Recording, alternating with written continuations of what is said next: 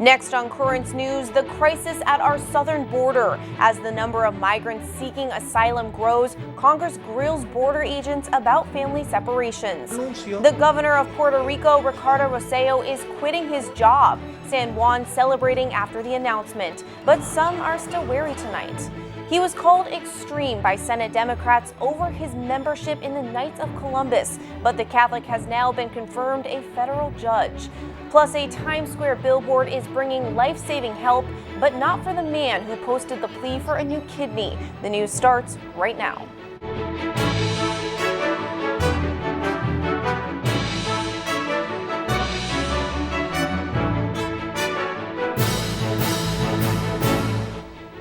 Good evening, I'm Emily Druby.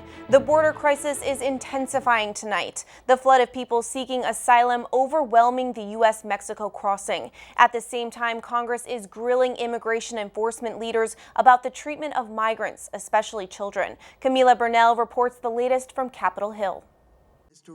A new round of hearings on Capitol Hill Thursday focusing on family separation and detention of undocumented migrants, and enforcement agencies defending their work. Separation is an incredibly rare occurrence and only takes place in compliance with the President's June 20, 2018 executive order. Officials highlighting improvements as they say children are now spending about 50 days less in HHS custody than last year, despite an all-time high influx of unaccompanied minors. As of July 15th, DHS has referred more than 61,000 UAC to us, the highest number in the program's history. The scrutiny is not just on the detention of children, but on conditions in detention centers, with reports of overcrowding, unsafe conditions, and even allegations of sexual assault. Our recent unannounced inspections revealed a situation far more grievous than any our inspectors previously have encountered. Lawmakers on both sides of the aisle frustrated. Holding hearings until a problem's solved is about like saying I'm going to scream at that wall till it changes color. For 52 days, that's the comfort they had. No cots, no sleeping bags, no personal affects, cracked lips from exposure. That's the way we're handling it? Camila Burnell, Currents News. A setback tonight for President Trump's new plan to restrict asylum seekers. Hours after a federal judge said the policy was okay, another one blocked it. The White House rule prohibits many Central American migrants from crossing the U.S.-Mexico border. Instead, they're required to apply for asylum in the country they traveled through on their way to America. Now, a federal judge in San Francisco has stopped enforcement of the rule. The leader of the U.S. Bishops' Migration Committee, Bishop Joe Vasquez, is opposing the Trump administration's plans to step up the fast-track removal of certain migrants. The White House is targeting people suspected of being undocumented and in the U.S. for less than 2 years. Bishop Vasquez says this action is yet another escalation of this administration's enforcement-only approach, and it will have terrible human consequences and lead to more widespread family separation, stoking fear in our communities. There's a potential scandal brewing at this hour involving more than a dozen U.S. Marines. They're facing a slew of charges ranging from human smuggling to drug crimes. The Leathernecks were busted at California's Camp Pendleton this morning. In an official statement, the Corps said the arrests were sparked by a previous human smuggling investigation. None of the Marines were involved in military operations at the southern border. Celebrations continuing today on the streets of San Juan and across the United States mainland after Puerto Rico's governor announces he's resigning. Ricardo Rosello's long-awaited announcement came late last night after nearly 2 weeks of the largest protest the island has ever seen. He's saying he'll officially walk out of the office on August 2nd, but many people don't know if the fight is over and if they should believe him. People jumping for joy in San Juan as massive protests finally pay off. Hoy les anuncio que estaré renunciando al puesto del gobernador. Close to midnight on Wednesday, embattled Governor Rosello officially announcing he's stepping down. The news prompting cheers from people who have been waiting for this moment since protests began nearly 2 weeks ago. The resignation comes on Constitution Day, the day their constitution was signed into law in 1952. Demonstrations have spread from the streets of Puerto Rico to the streets of New York, where many gathered on Wednesday afternoon before the announcement came down. They too were calling for Rossello to step down after the public revelation of chat messages between him and members of his inner circle that have been called lewd and highly offensive. Many also angry because of ongoing government corruption, including financial mismanagement and how the Rossello administration dealt with the aftermath of Hurricane Maria. Eva Liz Rivera says she left the island because of corruption. Being from there, I have to help my people. I can't stay silent on something this important because this is affecting the future of my people. This is the reason why I had to leave, and I don't want someone else to have to go through that. Others, like Cynthia Perez, are worried that even with Rossello stepping down, government corruption might not disappear. Let's put it this way. It's you cannot tell me that you didn't know what was going on in Puerto Rico. All this money has been missing for a while. A lot of things have been going on in Puerto Rico. Many on the island and in New York are skeptic. Sonia Velasquez says she'll be keeping a close eye on Rosello's expected successor, current Justice Secretary Wanda Vasquez. We don't trust anyone. Anyone that we put up there, we're not going to trust right now because this is the governor of Puerto Rico. He had my people in his hands. People saying even though Rossello has announced he will step down, they'll continue to speak out against his administration until he is officially out of office on August 2nd. Attorney General William Barr is ordering the executions of 5 death row inmates as the federal government resumes capital punishment after a 16-year moratorium. All 5 prisoners were convicted of murdering children and the elderly. Pope Francis ordering that the catechism be changed a year ago to declare that the death penalty is not permitted under any circumstances. A nadie se le puede quitar la vida y privarlo de la oportunidad de poder abrazar de nuevo la comunidad a la que hirió e hizo sufrir. The Holy Father said a person's dignity is not lost even when they have committed the worst of crimes. After 2 senators grilled him over his membership in the Knights of Columbus, Catholic Brian Bisher has now been confirmed as a district judge. The Senate voted 51-40 yesterday for Bisher. The new Nebraska judge had faced pointed questions during his confirmation hearing about his membership in the Catholic organization, specifically over the opposition to abortion and same-sex marriage. Senate Majority Leader Mitch McConnell commented on the concerns before the vote. I can't believe I need to repeat it here in the U.S. Capitol. But there's nothing about living out one's faith that is disqualifying for public service. Nothing. The Knights of Columbus are known, among other things, for their unparalleled commitment to charitable work. Just last year, the organization donated nearly $200 million to various projects around the world. The heat is so bad in Europe, Notre Dame's ceiling could collapse. That's according to the cathedral's chief architect. He says the record-breaking temperatures reaching an all-time high of 107 degrees could jeopardize the 800-year-old ceiling. Sensors placed around the cathedral have not indicated any movement so far. The heat wave is expected to last at least until Friday. There's a lot more news headed your way. A Times Square billboard and a life-saving gift. The heartwarming story has an unusual twist. A new take on Medjugorje, the place where the Blessed Virgin Mary has allegedly appeared. A boy's birthday is turned from disappointment to joy thanks to a team of teenagers. Do you have a story idea or want to share a tip? Email us at newstips@desalesmedia.org or call our 24-hour number 718-517-3122. We'll be right back.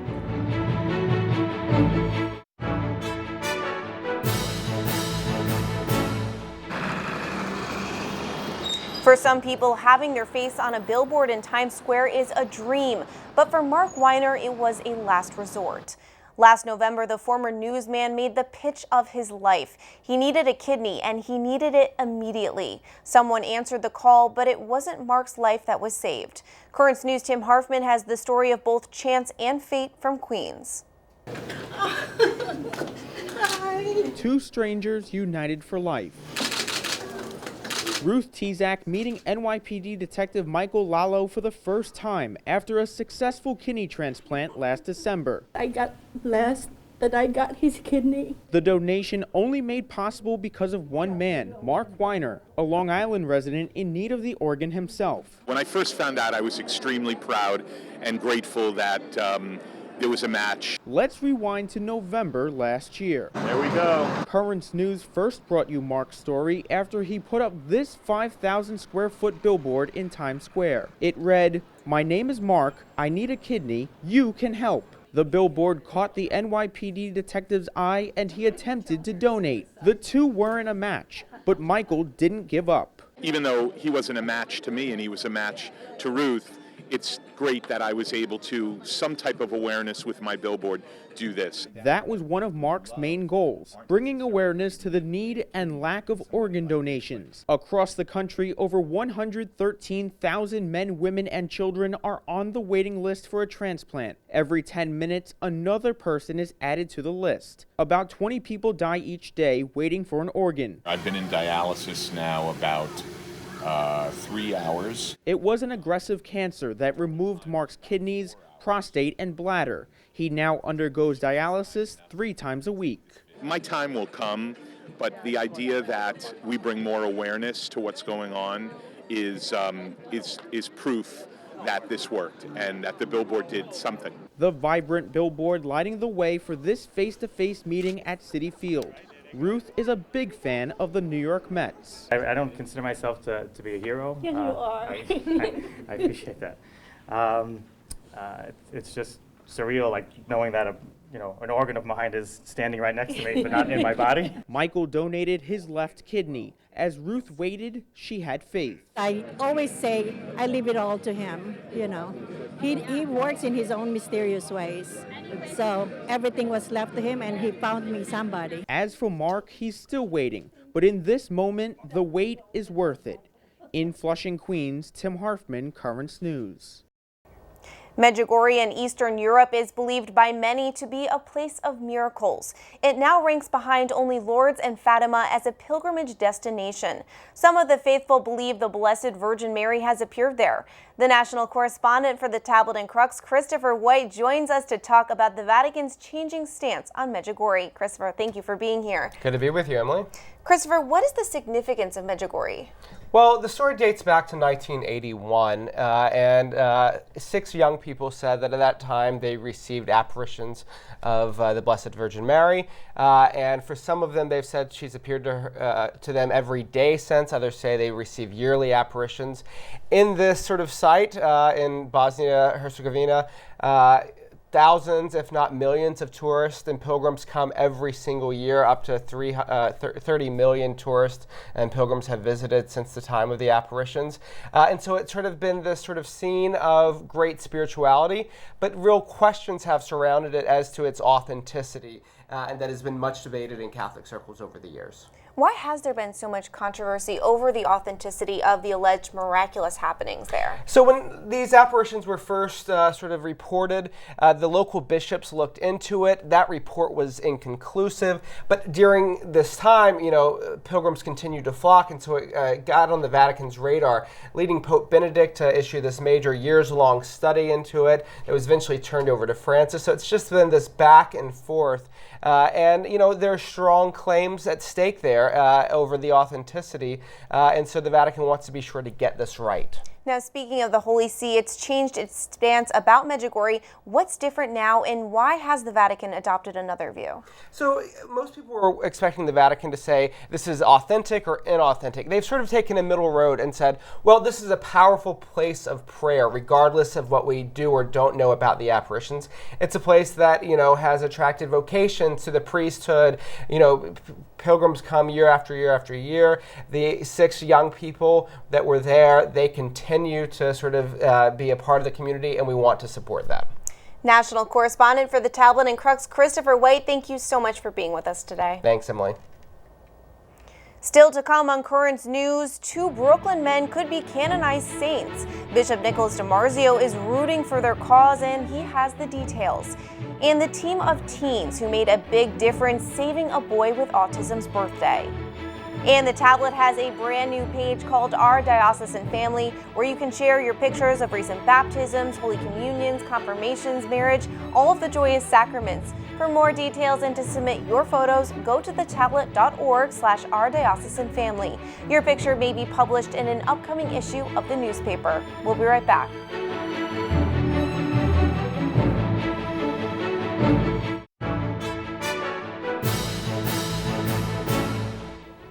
It's been almost 2 years since the Brooklyn Diocese launched a commission to explore issues of racism within the church. Bishop DiMarzio made the decision after racial violence erupted in Charlottesville, Virginia in 2017. That commission has now presented its findings. At the same time, the bishop accepted documentation on the sainthood cause of Brooklyn Monsignor Bernard Quinn, a champion of racial equality. We take another look at those developments in Currents News' Tamara Lane's special assignment report. Hate-filled rhetoric and violent clashes leading ultimately to a senseless death.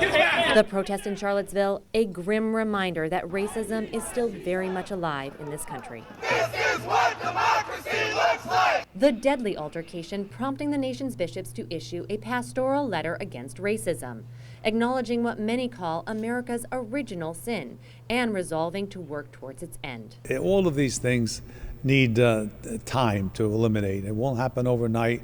We need to change attitudes, change hearts, and understanding basically why we feel this way. The decisions we make on Saturday. Bishop DiMarzio bringing the fight home to Brooklyn, tasking a newly formed commission to tackle the evil head on, calling on Catholics of all races and backgrounds to begin the difficult conversation about race that many in the church say is long overdue. We wanted to reach all of the people within our parishes to talk about racism. After several listening sessions, the commission shared its findings with parish priests from all over the diocese, highlighting better communication, more participation between parishes, and a call for healing and reconciliation. Racism is an issue that at times is very difficult to discuss, to share, and so a day like today gave them resources, gave them a way and a method of dealing with racism within their own parishes. Racism is not just a black-white issue, it's an entire community issue to transform and change hearts for all eternity. One man who changed hearts and minds is Monsignor Bernard Quinn, the Brooklyn priest responsible for establishing the first African-American church in the borough, St. Peter Claver, and a relentless advocate for the rights of the disenfranchised African-American community in the early part of the 20th century. He was a Roman Catholic priest, a priest who was madly in love with Jesus, and it was this love that moved him to advocate for those who had no voice before the civil rights movement.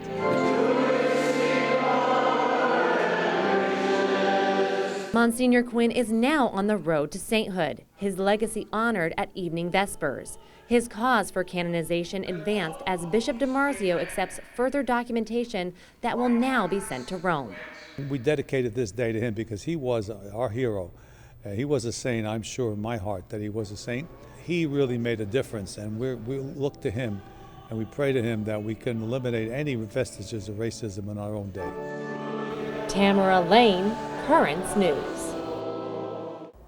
Bishop DiMarzio joins Ed Wilkinson now with more on Monsignor Quinn's sainthood cause and his own personal connection to the holy man, plus the campaign for the canonization of another Brooklynite, Bishop Francis Ford. Ed? Thank you. Bishop DiMarzio is with us. Today we're going to talk about possibly two local saints here, Bishop, in our own diocese. Recently we had a wonderful ceremony out in Douglaston where we sent off some information about the cause for Monsignor Quinn, one of your favorites. What was that ceremony all about? Well, basically it was the completion of the diocesan phase of investigation into the life of Monsignor Quinn. We had already on the diocesan level, by the bishop's authority, declared him a servant of God.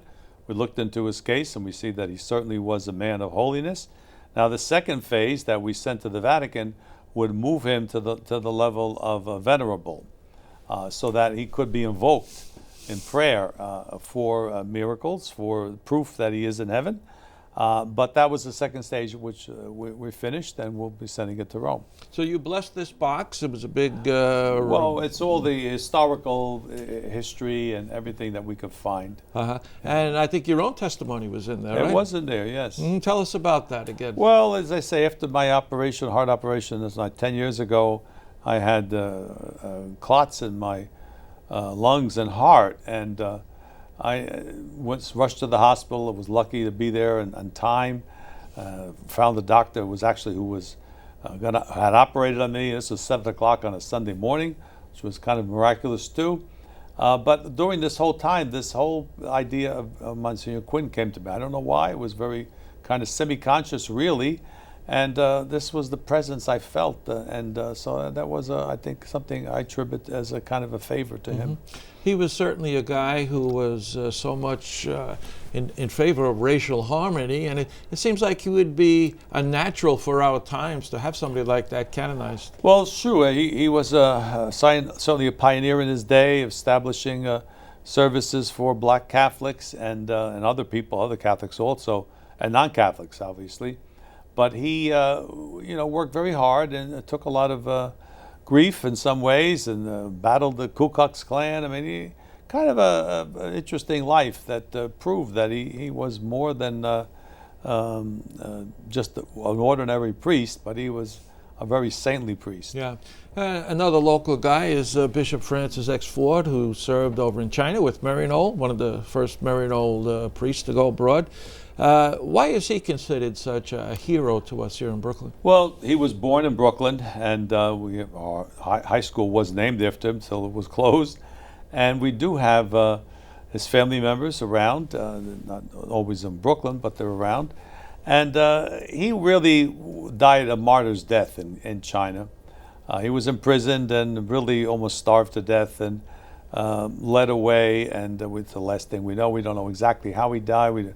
We don't know where his body's buried.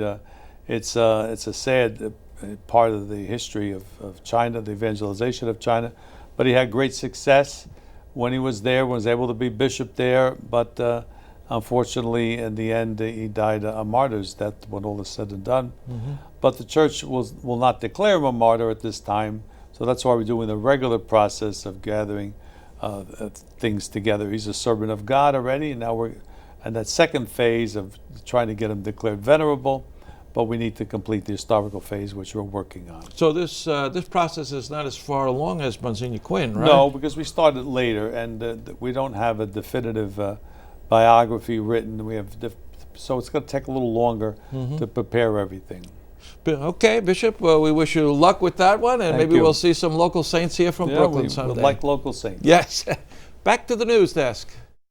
Thank you, Ed, and Bishop DiMarzio will be praying for both their canonization causes. Finally tonight, a young boy with autism just made a birthday wish that came true in a big way. All Christian Larson wanted was a party, but after only one child RSVP'd, his dreams were almost dashed until this. Christian, Christian, Christian, Christian. A local Idaho high school football team responded to Christian's mom's frustration on Facebook, jumping at the chance to surprise the now 9-year-old. Christian's response, you can already tell, best birthday ever. That is Currents News. I'm Emily Druby. Thank you for joining us because we are putting your faith in the news. Hope to see you again next time.